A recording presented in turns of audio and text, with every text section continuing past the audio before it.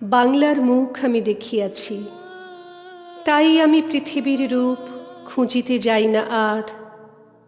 অন্ধকারে জেগে উঠে ডুমুরের গাছে চেয়ে দেখি ছাতার মতন বড় পাতাটির নিচে বসে আছে ভোরের দোয়েল পাখি।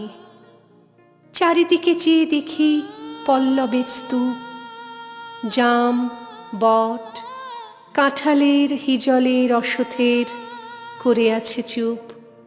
ফণী মনসার ঝোপে সটি বনে তাহাদের ছায়া পড়িয়াছে। মধুকর ডিঙা থেকে না জানি সে কবে চাঁদ চম্পার কাছে এমনি হিজল, বট, তমালের নীল ছায়া বাংলার অপরূপ রূপ দেখেছিল। বেহুলাও একদিন গাঙুড়ের জলে ভেলা নিয়ে